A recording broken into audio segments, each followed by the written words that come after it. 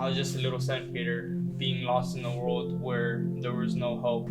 I've been through the worst.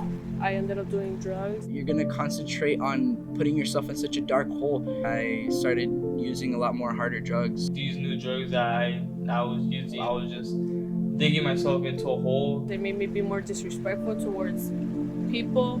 You're pushed to the far edge of the world where you feel very isolated and there's nothing you can really feel anymore.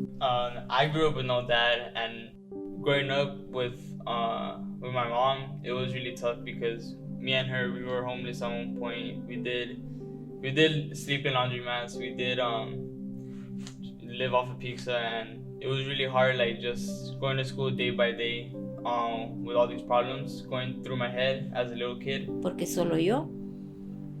Y pues batallé bien mucho. Estarlos llevando a la escuela, recogiéndolos, llevarlos al doctor, a terapia. Se me hizo muy difícil batallar con 4 niños. Cual yo nomás batallé con 2, que eran ellos, mis hijos. Y con 4, yo lloraba.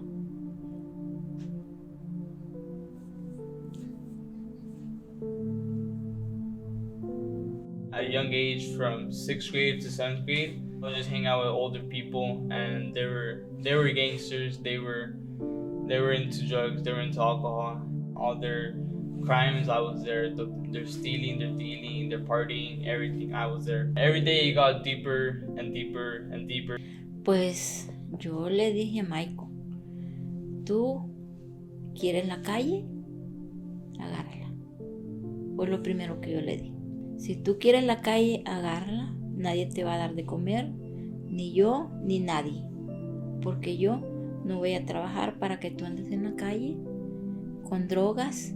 Tus amigos te ayudan a darte cosas, pero ayudarte a darte asilo no te van a dar. Así es que, ¿qué dices? ¿La calle o la casa? Growing up, I was a troublemaker. I got myself into problems, getting into fights, doing drugs. The type of drugs I would do would be vaping, would be marijuana. So I had started using a lot when I had encountered my first breakup, which was actually very, very, very detrimental to my mental health. That's when I first started because I just wanted to find something that could really just numb me out. Smoking and drinking was always a big part of my life. It helped me cope with the feelings I had at home, the feelings that I pushed away, the emotions I pushed away. These new drugs that I was using, like opioids, inhalants, it changed me because it made me feel better. It made me have a sense of energy. Made me different than other people. The more I started doing drugs, I think the worse I got. I didn't notice it till people pointed it out. I didn't care. I just thought like, oh, they're just bad people. I thought they were bad people by trying to change me from who I am. I mean, when I was in middle school, I'd first encountered marijuana, and then from there, I started using a lot more harder drugs. I mean, I bumped up to cocaine, but I was pushed out of that quickly because I ended up overdosing, and that didn't end well, too good for me. And then as I got into high school, I went on to finding what I so-called thought were my friends who had introduced me into methamphetamines, and I also went into the scene of opioids, which was just Xanax and stuff like that. I had to work 3 times as hard in school. I had to work 3 times as harder because I wasn't sleeping, and because all these drugs, it would make me have trouble sleeping, and like the longest I've been without sleep was like 6 days straight, and it was just. And I would go to school, I would go to practice like that, and I would have huge headaches. I would just drink water, little bit of food. I wouldn't even get hungry because I was sober and I wasn't at home where the drugs were at. At that time, at the end of 9th grade, I got myself into probation. I felt like me getting myself into probation helped me a lot. Thanks to the people like my mom who saw me, who saw my struggle, I changed for the better. You have to know that you are your own person. By doing things that are not right, it's not going to benefit you. Remember, you look back to the past and you see the times when you're using and how much fun you had, when in reality it wasn't. You were just messing up your life.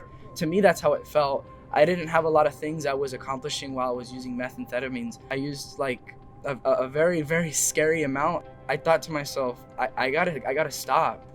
I have to stop this. My grandma, she took a step forward, a really big step forward, and she offered help for us, and she provided a roof over my head, a shelter, clothes to sleep in, a blanket to sleep in, and I felt so much more privileged. I felt so much more wanted that I had someone there for me. Yo les aconsejo a los padres pues de que batallen con sus hijos, que no se den por vencidos, que sí ellos agarran consejos y ya después pues se los van a agradecer.